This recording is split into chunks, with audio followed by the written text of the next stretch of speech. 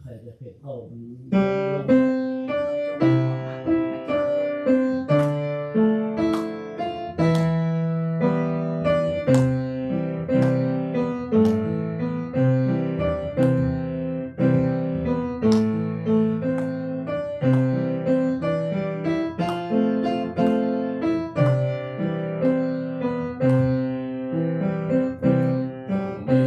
ความหมายภายใน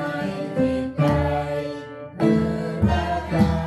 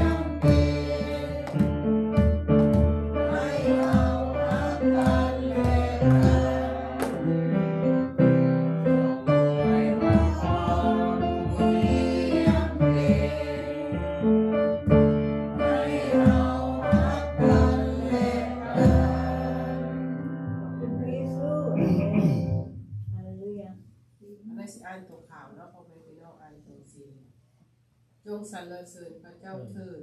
โอ้จิตวิญญาณของข้าน้อยและทุกสิ่งที่อยู่ภายในตัวของข้าน้อยจงสรรเสริญพระนามอันบริสุทธิ์ของพระเจ้าเถิดจงสรรเสริญพระเจ้าเถิดโอ้จิตวิญญาณของข้าน้อยและอย่าลืมคุณความดีของพระองค์ผู้ที่ให้อภัยความชั่วร้ายทั้งหมดของพวกเราผู้ที่เป็นบัวพยานทั้งปวงของพวกเราจงสรรเสริญพระเจ้าเถิดโอ้จิตวิญญาณของข้าน้อยพระองค์ผู้ไถ่ชีวิตของพวกเราพระองค์ทรงปกครองพวกเราด้วยความรักอันมั่นคงและความเมตตาจงสรรเสริญพระเจ้าเถิดโอ้จิตวิญญาณของข้าน้อย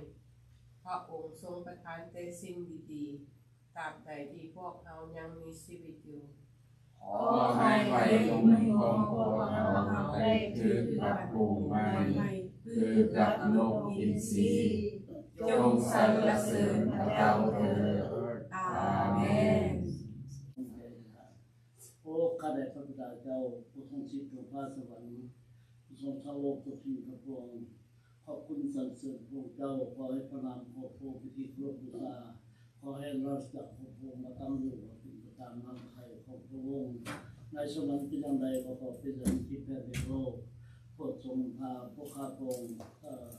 ในข้าพาในประเทศด้วยและโปรดทรงให้พี่น้องทุกคนให้เรื่องการของพวกเจ้าให้สำเร็จไปด้วยดีในวันนี้ขอบคุณพวกเจ้าตอนนี้พวกข้าพระองค์บริฐานสำหรับสถานที่นมัสการพระองค์ที่พระองค์ทรงประทานให้มีวันนมัสการพระเจ้าขอบคุณพระเจ้าและขอมอบทุกสิ่งทุกอย่างและขอบคุณผู้ทรงนำพาพวกเราจะทำรัฐอาจารย์ผู้นี้จะมาเป็นคำขอบคุณชุดนำพาเพิ่นแล้วก็ให้ผมมาเวลาขอบคุณเจ้าสำเร็จไปด้วยดีอีกสรรเสริญขอบคุณด้วยเหตุว่าเราจับลิบมาพระสมีขอบคุณของผู้องค์สืบไปเป็นอธิษฐานอ้อนวอนทูลขอโดยพระนามพระเยซูคริสต์เจ้าอาเมนเสื้อน้ำลงมาขนาดนี้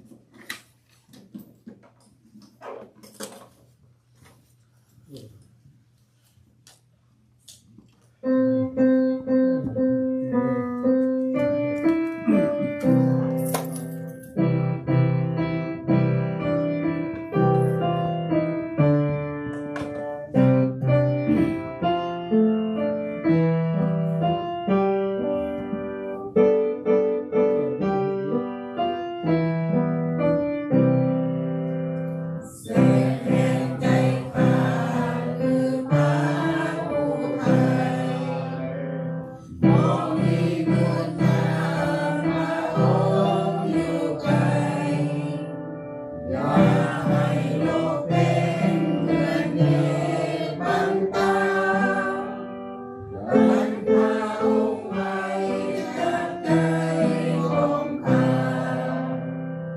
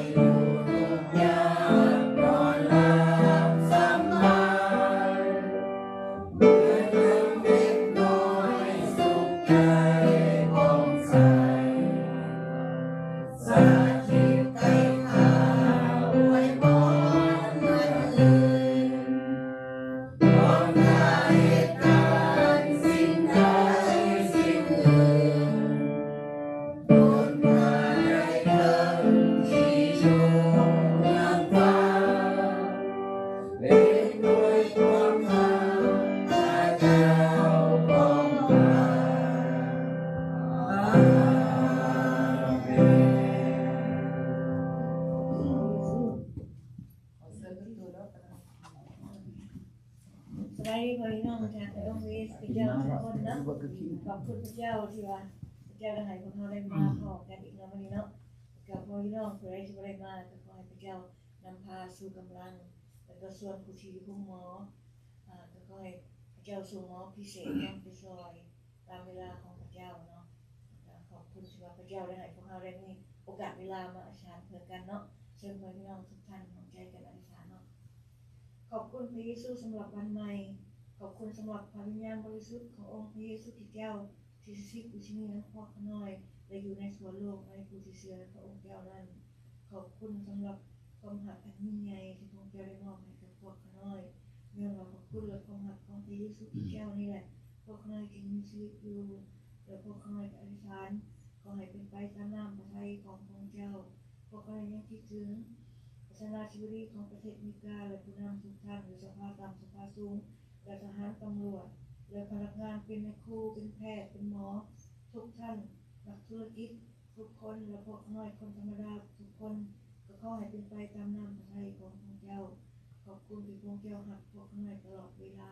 ซึ่งเป็นเวลาพวกน้อยรู้พระเจ้าพระเจ้าก็หักเพราะฉะนั้นพวกน้อยจึงขอว่าทุกสิ่งอย่างให้พระเจ้าได้หักเกียรติทุกสิ่งอย่างที่พวกน้อยจะทำในวันนี้และวันต่อๆไปก็ขอให้เป็นไปตามน้ำพระทัยของพระเจ้าและขอให้พระเจ้าได้หักเกียรติและพวกน้อยขอบคุณสรรเสริญน้องพวกเจ้าที่พวกเจ้าบอกป้าบอกทิ้งพวกน้อย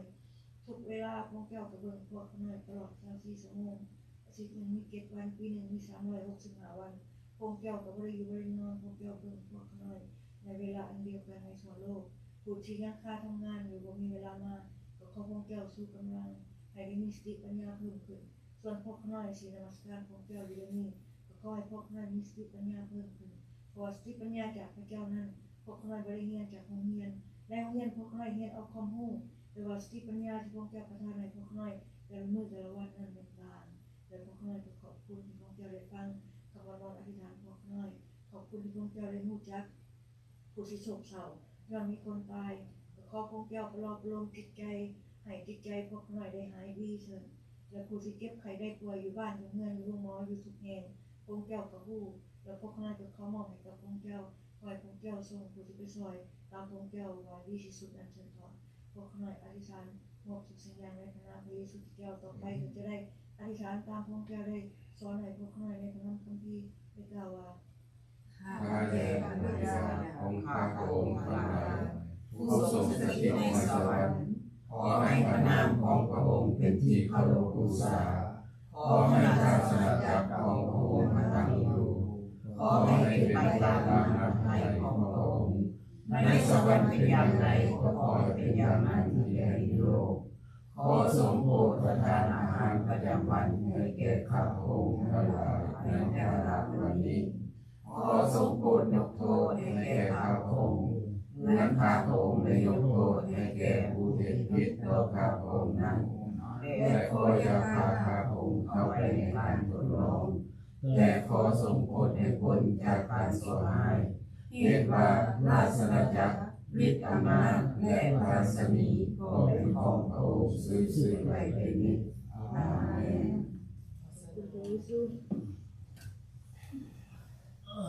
จับเนาะต่อไปเราจะถวายสัตว์โอสรุการพระบิดาเจ้าข้าขอบคุณพระองค์เจ้าในเสาร์วันนี้ให้พวกลูกยังมีชีวิตในลมหายใจพวกลูกเป็นของถวายที่มีชีวิตมาถวายให้แก่พระองค์ของนี้พวกลูกก็ได้มีทรัพย์สินเงินทองที่พระองค์ได้ประทานให้พวกลูกจะมาถวายรับใช้เวียกงานของพระองค์เจ้าให้เกิดหลอกออกผลโดยตรงกันตรงผู้มีถวายหรือบ่มีถวายของพระองค์เจ้าเมตตาพวกลูกให้อยู่มีกินทุกคนในโลกนี้ขอจะอวยพรทุกคนของเลยพวกลูกก็ได้รับของควรอันพิเศษในวันนี้คืออาจารย์พระเจ้าพระแบ่งปันประคำของพระองค์เจ้านั้นขอเทพพรเพื่อนี้พระวิญญาณบริสุทธิ์เขาจะสิทธิกับตนของตัวกับสิ่งเดียวกันเพื่อที่ใจรับเอาของควรที่พระองค์จะให้ในวันนี้นะครับใส่งานชีวิตของพวกตัวเกิดประกอบผลมีความสุขในโลกนี้ขอรวมอธิษฐานในนามพระเยซูคริสต์เจ้าอาเมน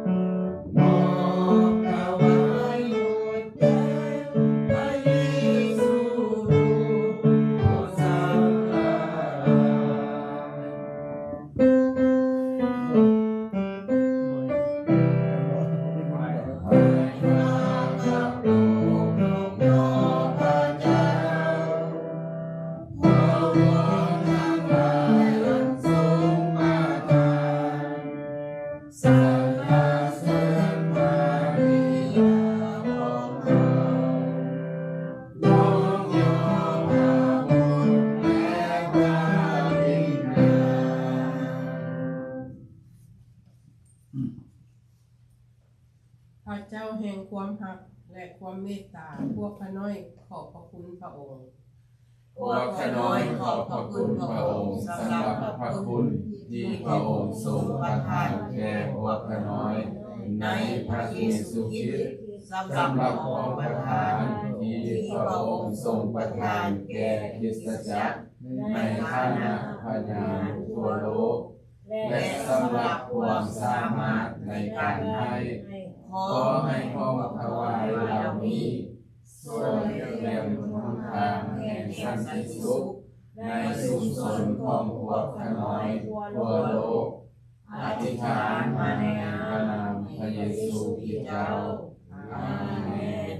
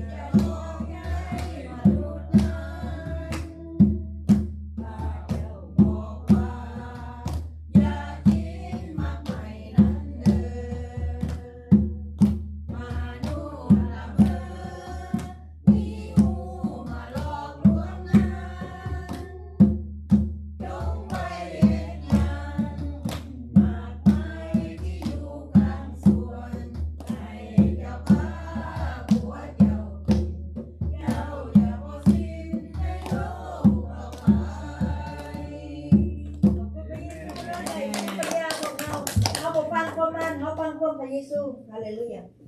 สบายดีพ่อแม่พี่น้องนะครับในองค์พระเยซูคริสต์เจ้าเนาะพวกเขาก็อยู่ในบท เทศเนาะตัวที่ว่าซีรีส์ตัวที่ว่า Kingdom Living in a Broken World เนาะดำรงชีวิตแบบที่ว่านั่นก็อยู่ในโลกที่แตกหักเนาะหรือว่าในโลกที่บ่แน่นอนเนาะในมื้อนี้พวกเราก็จะได้เรียนกันในมัทธิวบทที่5ข้อ6เนาะพวกเราก็ได้เรียนไปตั้งแต่ข้อ3เนาะข้อ3เดี๋ยวเนาะ3 4 5มื้อนี้ข้อ6เนาะถึงว่าจะอ่านเนาะอยู่ในพระธรรมมัทธิวบทที่5ข้อ6เนาะ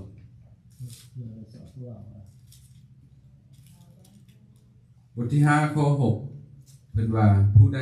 อึดหิ้วความชอบธรรมก็เป็นสุขเพราะว่าพระเจ้าจะทรงให้อิ่มบริบูรณ์นี่คือพระธรรมของพระเจ้าความห่วงใจกันอธิษฐานสาธุการแด่พระราชบิดาเจ้าขอบพระคุณพระองค์สำหรับชีวิตและลมหายใจสิ่งทุกอย่างที่พระองค์ทรงประทานแก่พวกเราขอบคุณสำหรับความรัก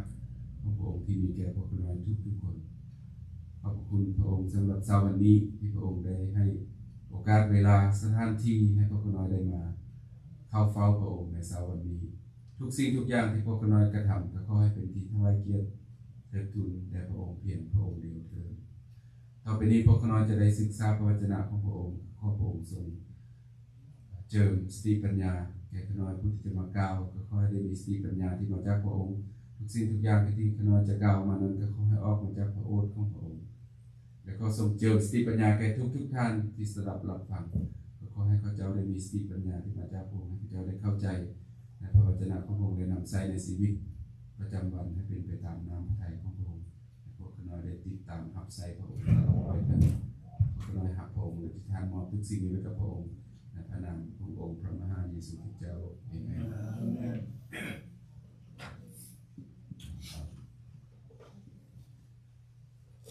ในบทเรียนของพวกเขาหรือว่าบทเทศเนาะที่ว่าพวกเขาได้เรียนมาแล้วเนาะในข้อที่3 4 5เนาะอันนี้เป็นข้อที่6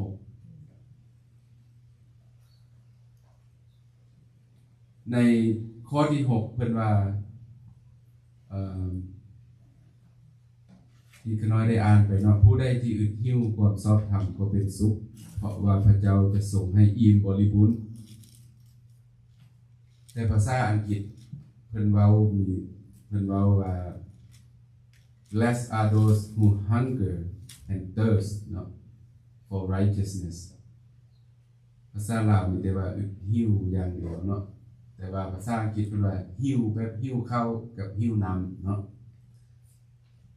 และเมื่อที่เพิ่นเว้าอย่างนั้นก็คือว่าเพิ่นเปรียบเทียบใส่ว่าที่ว่ามนุษย์เฮาเนาะร่างกายของเฮาต้องมีกินข้าวกับกินน้ำเนาะต้องมีหิ้วข้าวหิ้วน้ำถ้าเฮาบ่กินข้าวบ่กินน้ำเฮาก็จะอยู่บ่ได้เนาะร่างกายของมนุษย์เป็นแบบนั้นเพราะฉะนั้นเพิ่นจึงเอาสิ่งนี้มาเปรียบเทียบ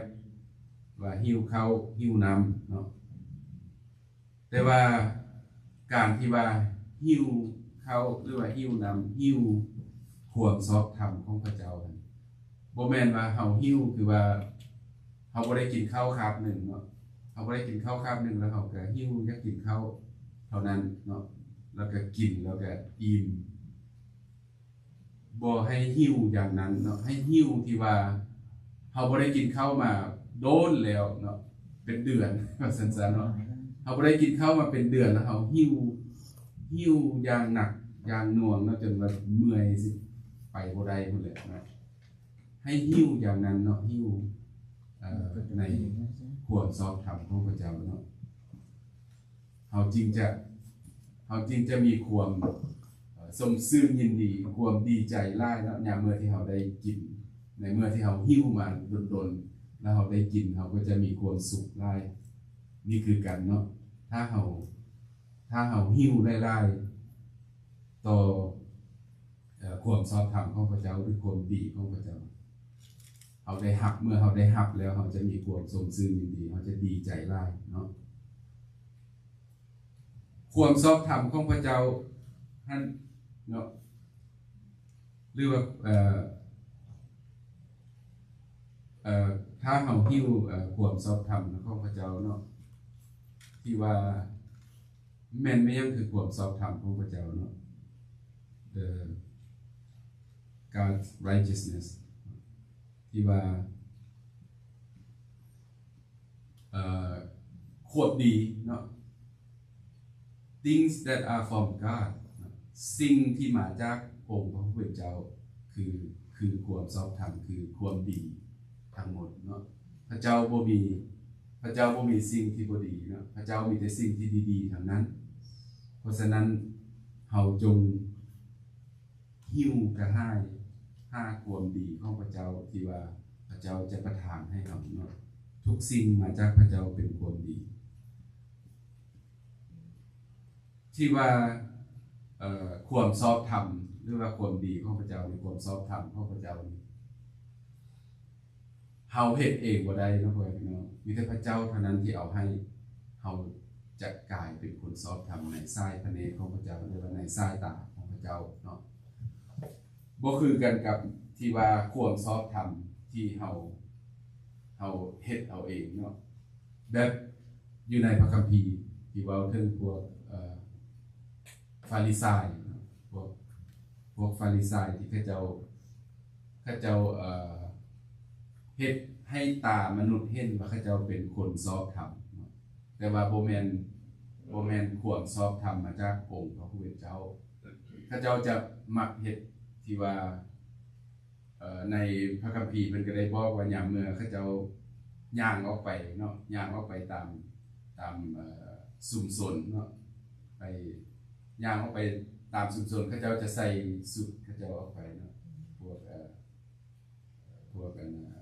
ฟาริสัยเนาะเขาเจ้าจะใส่สุดที่ว่าสุดเขาเจ้านุ่งเทศนามันยังไงนะงามๆแล้วก็ใส่ผ้าใส่หมวก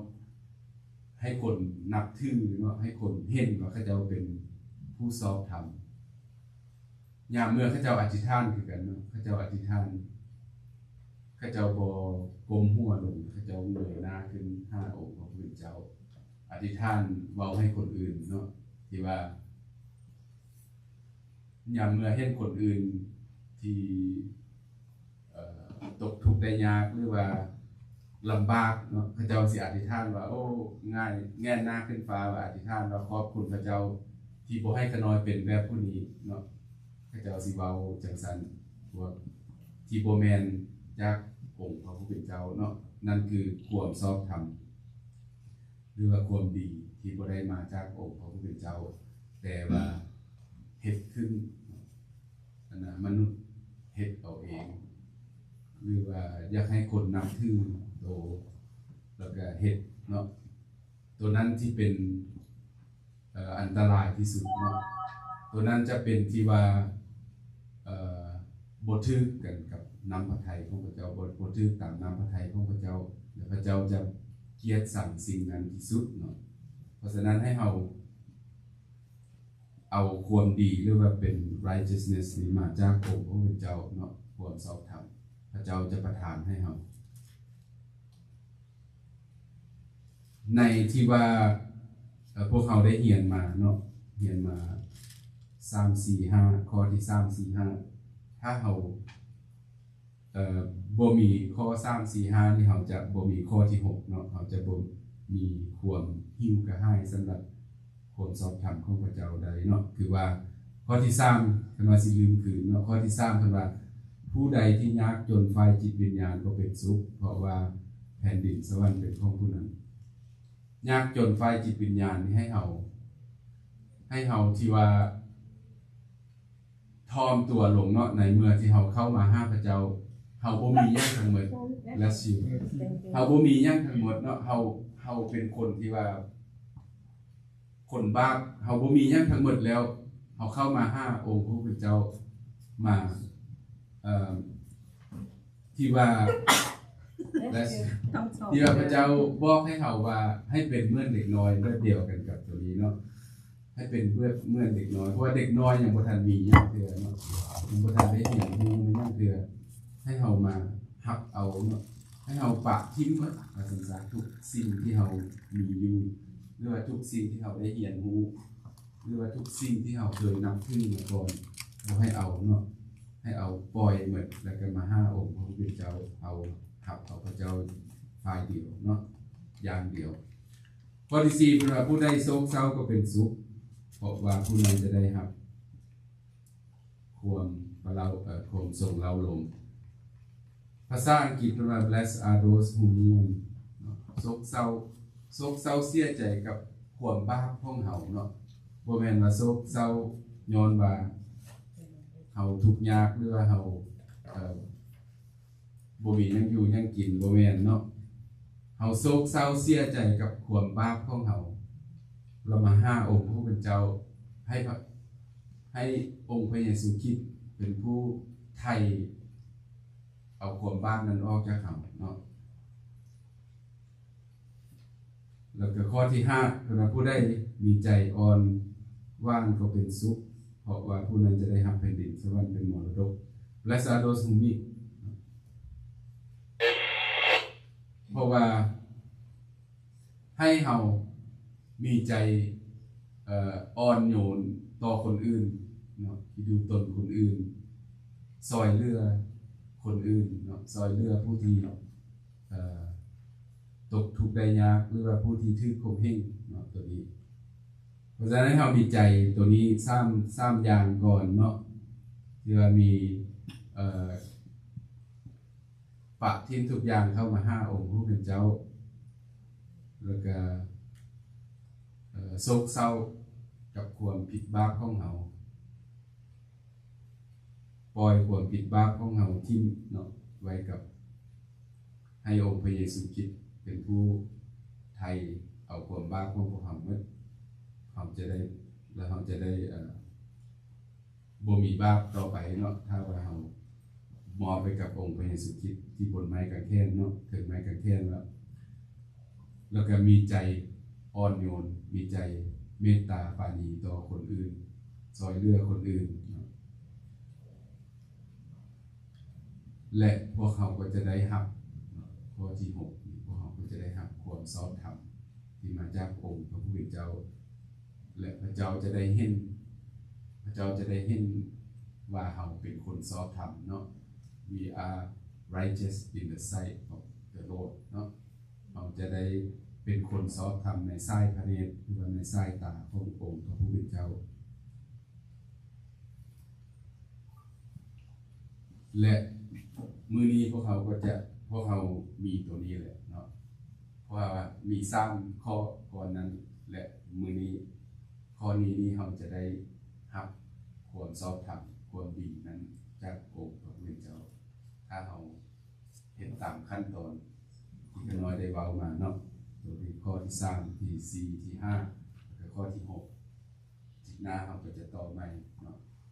ให้เราเป็นคนชอบธรรมในสายพระเนตรของพระเจ้าในสายตาของพระเจ้ารับเอาความชอบธรรมนั้นจากองค์พระเยซูคริสต์บ่แม่นว่าเอาสร้างความชอบธรรมขึ้นมาจากเขาเองเนาะเขาเฮ็ดเองบ่ได้เขาต้องพึ่งองค์พระเยซูคริสต์ตลอดเวลาเนาะเอเมนจะไว้พรร่วมใจกันอธิษฐานสาธุการได้พระราชเจ้าขอบพระคุณพระองค์สำหรับพระวจนะของพระองค์ในเช้าวันนี้ขอให้พวกขน้อยจงมีใจถ่อมลงมีใจเมตตาปราณีต่อเพื่อนบ้านทุกคนแล้วก็มีความโศกเศร้าหรือว่าเกลียดชังความผิดบาปทุกอย่าง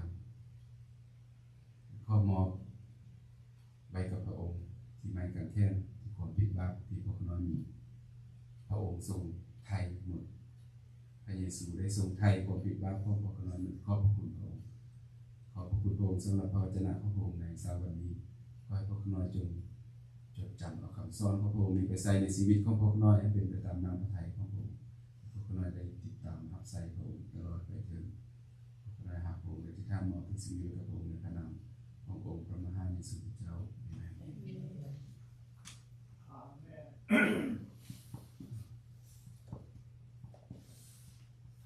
ไปเป็นสิ่งมหาสนิทเนาะพี่น้องที่ฮักในองค์พระเยซูคริสต์เจ้านี่คือโต๊ะขององค์พระเยซูคริสต์เพิ่นได้ตั้งขึ้นไว้เพื่อเฮาทุกคนและพระองค์เชิญพวกเฮาทุกคนและพระองค์ยินดีต้อนรับเฮาทุกคนจากโต๊ะนี้ในคืนที่พระเยซูเจ้าจะทรงชืดทรยศนั้นพระองค์ได้ทรงจับเอาข้าวจี้ขึ้นมาและเมื่อโมทนาขอบพระคุณแล้วพระองค์ทรงหักข้าวจี้นั้นและยืนให้ทราบว่าพระองค์ได้ทรงกล่าวว่านี้คือกายของเฮาที่หักออกพระเจ้าทั้งหลายจงเฮ็ดสิ่งนี้เพื่อเป็นการระลึกถึงเฮาและอย่างเดียวกันนั้นพระองค์ได้ทรงจับเอาจอกขึ้นมาและเมื่อโมทนาขอบคุณและพระองค์ทรงกล่าวว่านี้คือพันธสัญญาใหม่ที่เฮาได้มีให้แก่เจ้าคือพระโลหิตของเฮาที่ได้สิ้นพระชนม์บนไม้กางเขนเพื่อบอกผิดบาปของเจ้าทั้งหลายจงเฮ็ดสิ่งนี้เพื่อเป็นการระลึกถึงเฮาและยามใดที่พวกเขาได้กินและดื่มจากจอกนี้จงให้เฮากินและดื่มเพื่อเป็นการระลึกถึงองค์พระเยซูคริสต์เจ้าจนกว่าพระองค์จะเสด็จกลับมาหาพวกเขาอีกพระองค์ใจกันอธิษฐานสาธุการแด่พระราชบิดาเจ้าขอบพระคุณพระองค์สำหรับพระกายและพระโลหิตของพระองค์ที่ได้สิ้นพระชนม์บนไม้กางเขนเพื่อความผิดบาปของลูกๆทั้งหลายขอบพระคุณสำหรับความรักของเมตตาของพระองค์ที่มีแก่ตัวข้าน้อยตลอดมาและก็ตลอดไปในพระนามขององค์พระมหานิสุทธิเจ้าเอเมน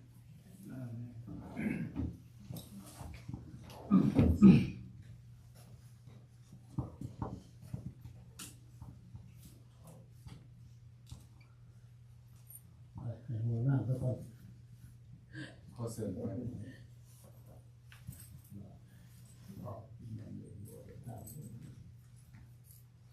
อารุสีในประกาศของพิธีหักออกเป็นอารุสี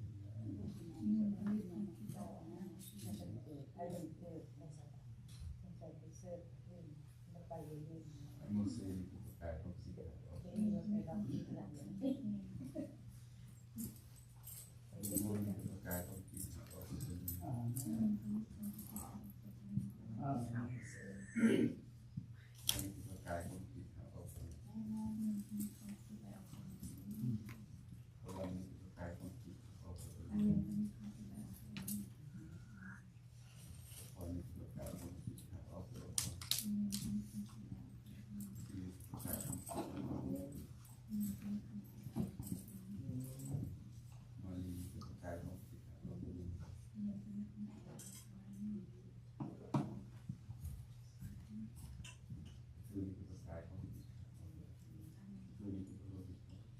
น้ำตาลโอ้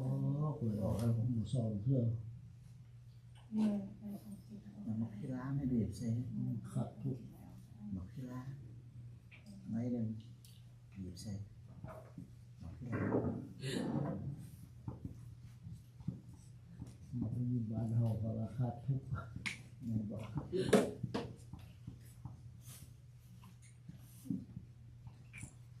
ok nó không phải đến đây nó phải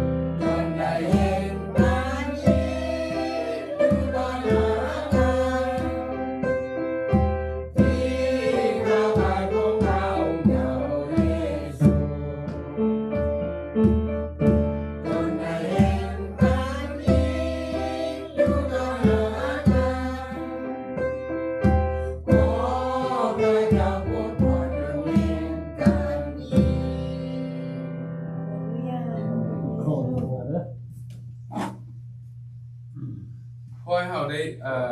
อธิษฐานเพื่อเนาะเพื่อไอ้ดำที่ว่าเพิ่นแม่กับเพิ่นได้เข้าห้องหม้อเนาะเข้าหม้อแล้วเพิ่นอยู่จุแสงแอกเนสว่ะแล้วก็เพิ่นว่าอันน่ะแม่ว่าบ่ฮู้สึกว่า พร้อมอันน่ะเบาหวานขึ้น600แล้ววันนี้เมื่อวันจันทร์หั่นเอาไปเข้าแล้วอัน พูดเลย ก็ พูดเล ได้ ย ทำหัวใจไป3 นาที ใจเย็น แล้ว คืนมา อันนี้อันน่ะเลือดแข็งก็ได้ ลูก ทำ หัวหน้าเลย อ่าฮะ จะได้พอดี ห้าแบบ เลือดแข็งแล้ววันนี้เขาได้พัมขึ้นมาเสือนะมาทำงานเขาแต่มาทำงาน3 นาทีอันนี้ยังบ่รู้สึก ยังบ่รู้สึกโอเคเนาะให้เฮาได้อธิษฐานเพื่อเนาะแล้วก็อธิษฐานเพื่อไอ้สุขเด้อที่ว่าเรา เก็บเขียว เราว่าเก็บแค้วว่าซั่นแค้วอันน่ะหน้าไข่เบิดแบบร้อยโทรหาเรามื้อเช้านี้เราว่ามาบ่ได้อธิษฐานเพื่อเราเนาะแล้วก็ให้เราอธิษฐาน